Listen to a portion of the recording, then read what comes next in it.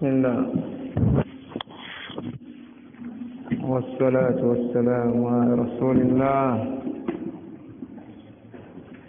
وآله وصحبه ومن والاه. Nasema naomba darasa ya kitab Istidlal. Kiendelee baada ya darasa ya Ustadh Abu Abdullah. Hii inategemea saa sababu wengi mkishamaliza darasa mnaondoka. Basi yuko atapatikana somaji au vipi? Anauliza sida kisomo ndani ya swala unasidu kila aya na ashiria sida au kuna aya maalum. Sida tilawa ni sida ambayo ni tofauti na sida as-sala. Sida tilawa awalan anaisoma aya ambayo ina sijida ndani yake kwanza. Hatakiwi kusujudu katika sala za sirriya, mfano sala ya dhuhuri, sala al-asri.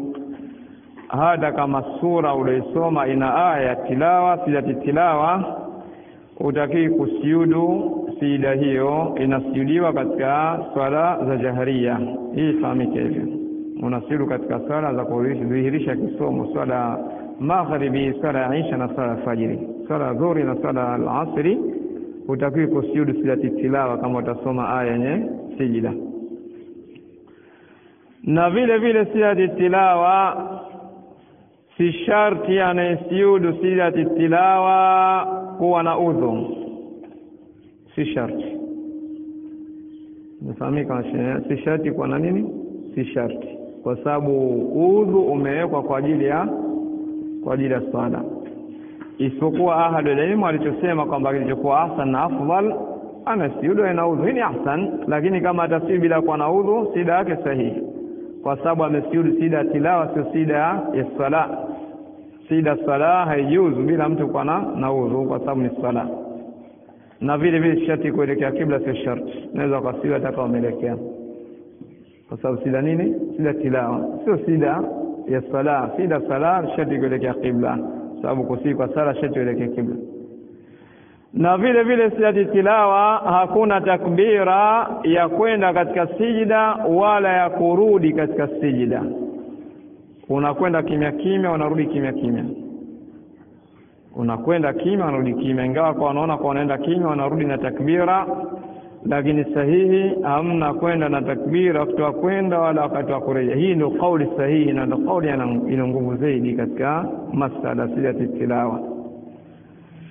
Na amma sura zimekuja jumla ya sura katika Qur'an ambao zimeeleza kwa kuna sida tilawa takriban sehemu kama 15. Lakini ziko sahihi katika sehemu hizo ni sehemu 4 tu. Ndo sahihi kusujudu mtu sida tilawa. Sijida ndani ya sura As-Sad fa kharra raki'an wa anab. Ingawa kwa wanasema kwa ni tilawa na wengine wanasema sida ya shukr au sida ya inaba kama alivyoeleza kutokana na kisa cha Nabii Daud. Lakini ndani ya sura hii kuna sijida. Na vile vile katika Wan-Najm fasjudu lillahi wa'budu, mwisho wa sura kuna sida tilawa. Na vile vile sura za inshiqaq wa idha quri'a alayhim alquran la yasjudun, na hapo kuna sida. Na mwisho wa sura Iqra wasjudu waqtarib, yani hii vile vile ni sida tilawa kwa jinsi ameeleza ahli sehemu hizo 4 ndio ambazo kuna sida tilawa. Sehemu zote zilizobakia ahli ilmu wanasema ni dhaifu katika kuthibitika kwa sida tilawa. Ama hizo ndio ambazo zina nguvu katika upande wa kusujudu, anayetaka kusujudu. Naam. Anauliza mwingine, kuna mtu mmoja anasema nyie masalafu mnafunga vilemba. Je, Mtume sallallahu alaihi wasallam akafunga kilemba? Na kama akafunga anataka dalili. Dalili ziko nyingi za Mtume sallallahu alaihi wasallam kufunga kilemba katika vita vya Badr. Mtume sallallahu alaihi wasallam amefunga kilemba sallallahu alaihi wasallam. na nyinginezo katika adilla. Ukisoma katika kitab al-wudu, Mtume sallallahu alaihi wasallama famasaha binasiyatihi wa imamatihi, amepaka Mtume sallallahu alaihi wasallam katika utosi na katika kilemba. Kwa maana imama kwa ni kilemba ambacho kimezongwa kichwani. Imekuja hadithi hiyo wa masna ala imama. Alafu vile vile kusema kwa nyie masalafu mnafunga vilemba, kwani hiyo nakubali masalafu? Yani wewe uliuliza ni sawa nakubaliana na masalafu? Kama nakubali masalafu basi alhamdulillah, hakuna ishkali sisi na wewe.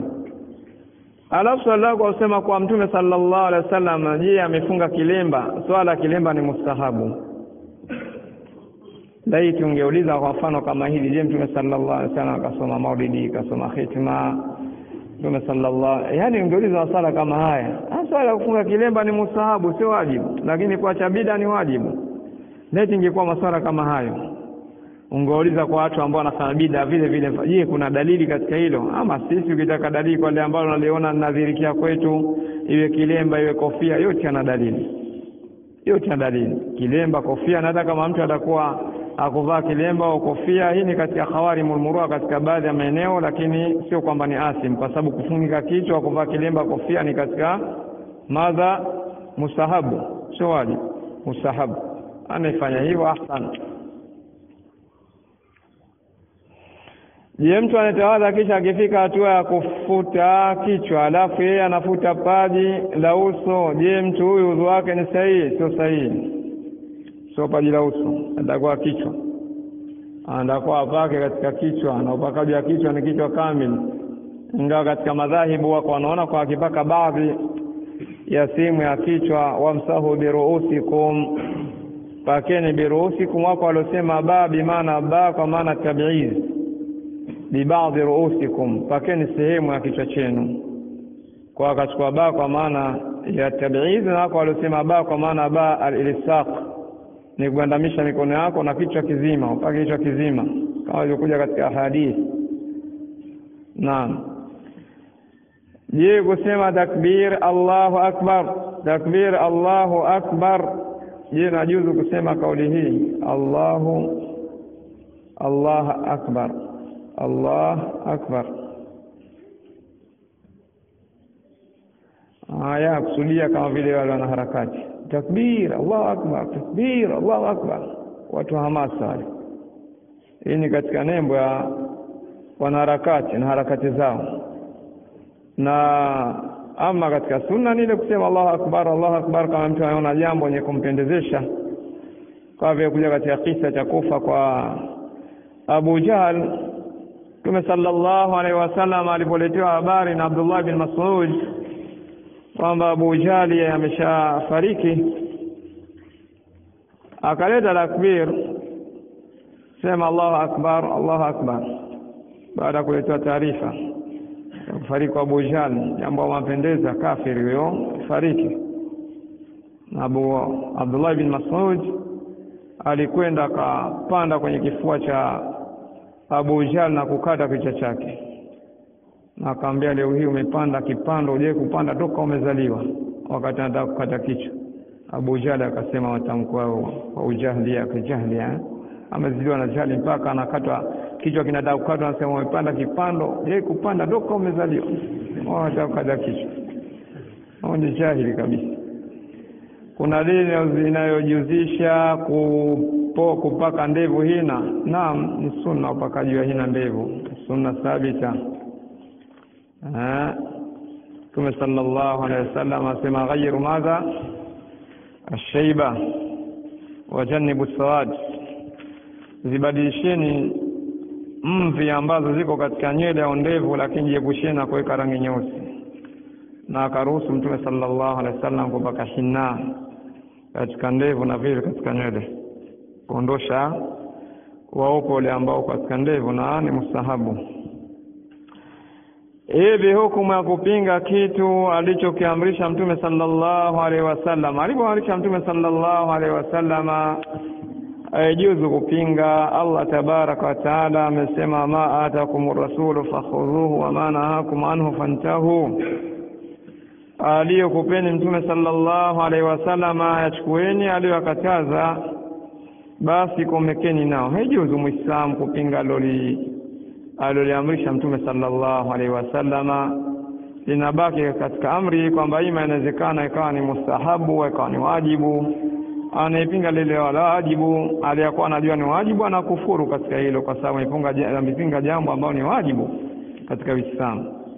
Ama yule ambaye analiacha lilokuwa ni mustahabu, kalipinga jambo ambalo ni mustahabu, vile vile anakuwa ni asim kwa kupinga jambo ambalo ni mustahabu aliyakuwa mtume ameliamrisha mtume sallallahu alaihi wasallam. Na kuna baadhi ya mambo mtume ameamrisha sallallahu alaihi wasallam, na upande mwingine unakuta katika amri, baina amri na nahi ambao hukumu yake inakuwa ni karaha, ile ambayo ni karaha vile vile inaweza kwa mtu alichukua katika hukumu ya karaha, alieleze katika hukumu ya karaha, baada ya kuwa alifai kutekeleza ile ambayo ni karaha, lakini alieleze kwamba hii ni katika hukumu ya karaha. Na katika nukta hii tunapendelea kuweka tambii.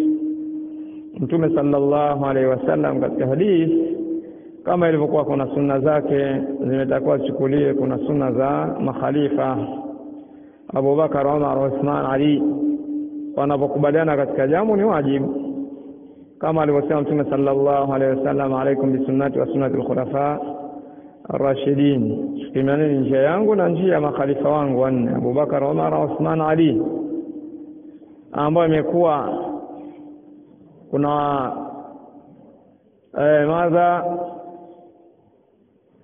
kuna ubabaishaji katika nukta hii. Nasema ubabaishaji maana yake Allah alipe kheri wa baadhi ya ikhwa wanaofanya rududi mabaramika katika kutetea kwao bid'a ya adhana ya kwanza. Na laiti wangesarih bid'a ya kwanza ni ipi inakusudiwa. Bid'a ya kwanza, Uthman, tukisema bid'a ya kwanza inafahamika. Bid'a hii ni ipi? Ile iliyokuwa nasoma wapi? Masokoni. Bid'a hii imeambiwa ni bid'a inasoma masokoni, ndio alosema Abdullah bin Umar, ingawa anadhofisha wengine nao. Leo hiyo amekuwa anasema hadithi ni riwaya dhaifu, lakini kule hali turusudi kuzungumza hilo.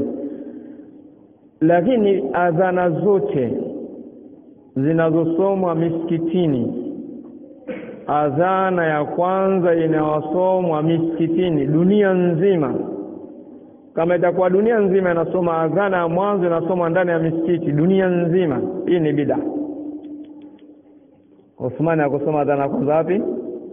Msikitini. Kwa hiyo mngesema kwamba hizi adhana zinazosomwa mwanzo misikitini ni bid'a, ikabaki kwamba adhana inokusudiwa ni adhana ya wapi?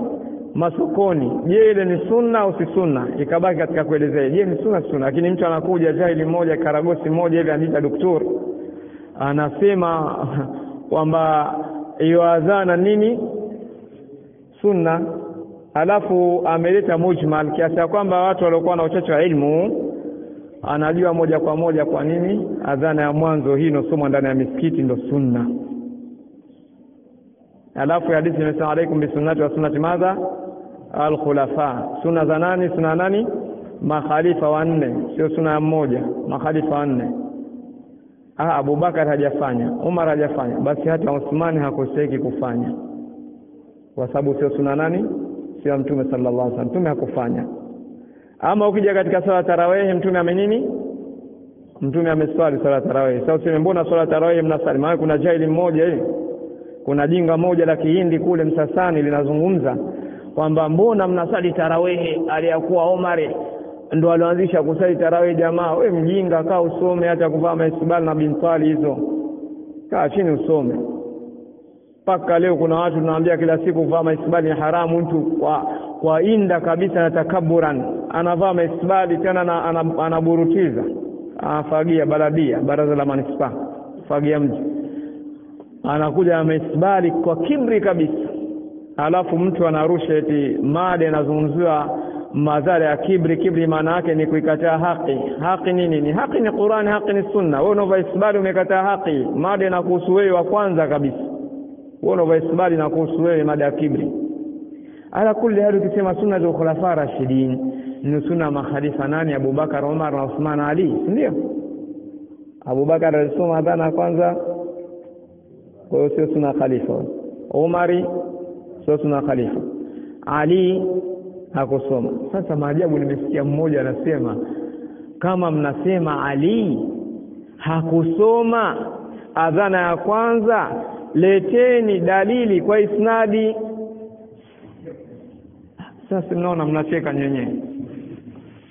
Mnaona ndio kila siku ukisema kwamba kuna baadhi ya watu ni comedy, nyenyewe mmecheka kwamba ile tamko ni tamko la wapi?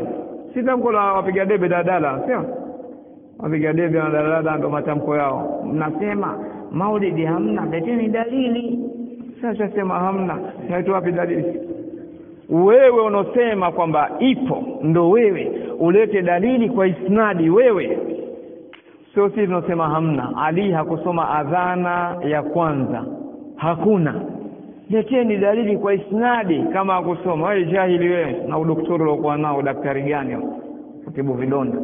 Yani kule hal, yani unaposema kana usema qaida ahlul ilm athabitu madha almuthbit muqaddam ala, si qaida basi, si kwangu ahli inasema almuthbit madha muqaddam ala nafi, anothibitisha jambo lipo ndo anatangulizwa atoe maelezo juu ya anayekataa. Sio nakataa, Ali hakusoma adhana. Wewe unasema kasoma adhana, leti hii ni nukta ya kielimu. Lakini kama wanavyosema jamaa wanajikweza, kujitutumua, kujionyesha kwamba ana elimu. Wao vitu wavizungumza, akikaa mtu mwenye elimu na wenye elimu akisikia mbona azungumza vitu vya kijinga. Kuna mzee mmoja amekaa kwenye hutuba jana, ananifuata hutuba Baramika moja, ametoa hutuba anatetea adhana ya kwanza Uthman. Anambia Sheikh, yule jamaa alikuwa ametoa hutuba pale kasoma wapi wewe? Nikamwambia ni nani? Nasikia si daktari si nani? Akasoma Madina. Madina au Changombe? Mzee mtu mzima, maana yake alivuniona tu kwanza anatabasa, yani sitaki kucheka, kibidi nicheke. Yani nimekaa kwenye hutuba sijaelewa chochote, hamna nilichoelewa. Yule kasoma wapi? Kanianzia na umkadima. Kaambia soma Madina. Madina ipi? Madina Changombe. Kaambia soma Madina. Tunaona sasa mnajiadhirisha wenyewe. Watu walikuwa hawajasoma na adharau, watu walikuwa na elimu na adharau, kwa sababu mnazungumza vitu vya kiushabiki. Kwa wanaothibitisha jambo wanatanguliza hoja, sio wanokataa. Ali hakusoma adhana, hii tafuta vitabu vyote hakuna. Ali alipokuwa kufa hakusoma adhana. Sasa nyingine hizi ni hoja za mtu ambaye hana hoja ya kielimu, na mimi ndio nimesema kwamba sina haja ya kuzungumza hayo na kujibu hayo, kwa sababu tayari kuna ikhwa Allah alipe kheri, akina Abu Hatim, akina Abdul Aziz Chali, kuna akina Abu Abdullah tayari wanajibu wanajibu. Na hapa ameleta bango wanasema kujiepusha na kibri, na katika kibri ni kuendeleza madai kwa Khalifa Uthman, Allah amridhie, amezusha bid'a. Sio na ujinga huo. Kule kuendeleza kwa na msimamo wako huo unakuwa ni kibri yani mada hii Allahumma sallim. Tukikaa katika wanachuoni waliozungumza hilo jambo, kwa ni bid'a ni wengi. Kwa je, Abdullah ibn Umar alikuwa na kibri? Abdullah ibn Zubair alikuwa na kibri? Udhaifu kadhoofisha nani akhi? Nani kadhoofisha? Alotajwa kwa jina kwa mwanachuoni fulani kadhoofisha ni nani? Shahrabi ni katika muhadithuna na muhaditha. Shahrabi ni muhadith nani? Labda msemenye Shahrabi muhadith nani, sio? Ala kulli hali Shahrabi amedhoofisha, bado si hoja. Siona chuna utangulia ambao ni muhadithuna amesahihisha. Kudhoofisha nasaidia nini kudhoofisha kwake? Waliotangulia sio sahihi, yeye akidhoofisha nasaidia nini? Haisaidii.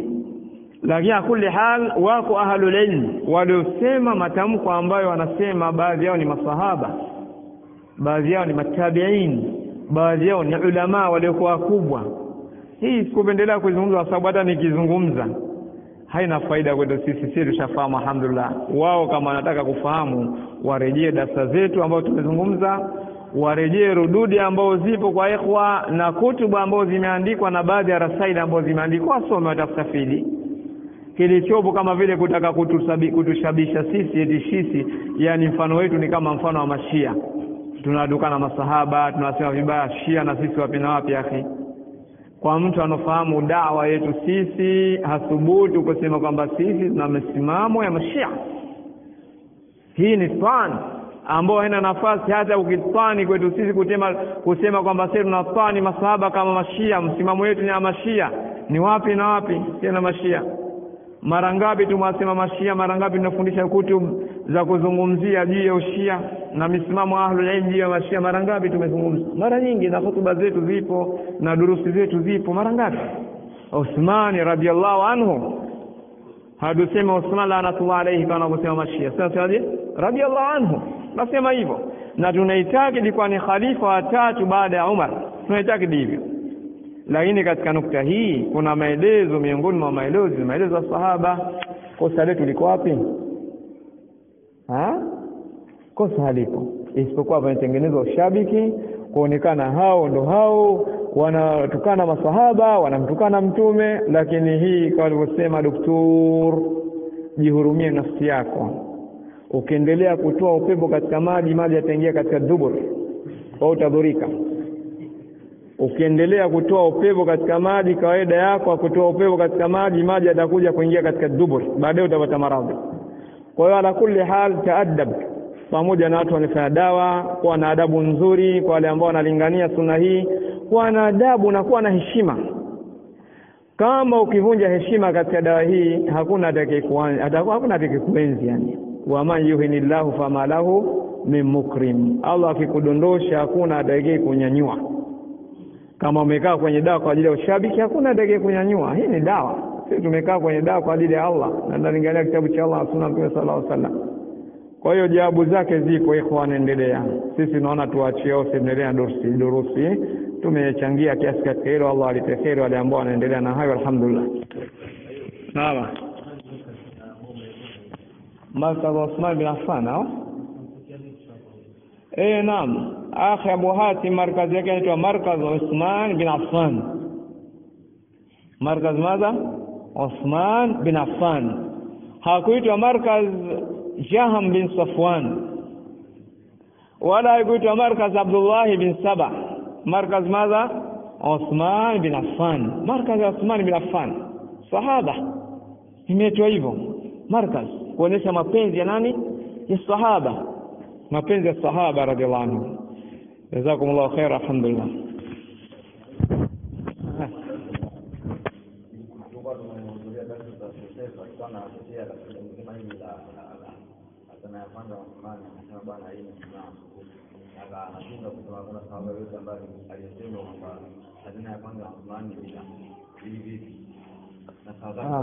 Tunazungumza kwamba sisi imezungumza nukta hizi, wanataka faida.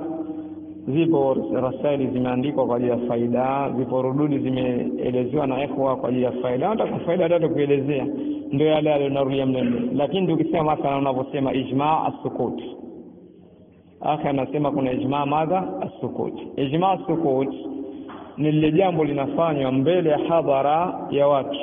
Tukisema sahaba, ijma' as-sukut kwa sahaba ni mbele ya sahaba wote inafanywa, kisha hakuna sahaba anazungumza lolote. Ijma' as-sukut, si ndio? Swali, itakapokuwa kuna ijma', inajuzu kwa sisi Waislamu kukhalifu ijma'? Sio ile ijma'. Sisi Waislamu inajuzu kwetu sisi kuikhalifu ijma' katika jambo ni ijma'? Haijuzu. Anikhalifu ijma' hukumu yake?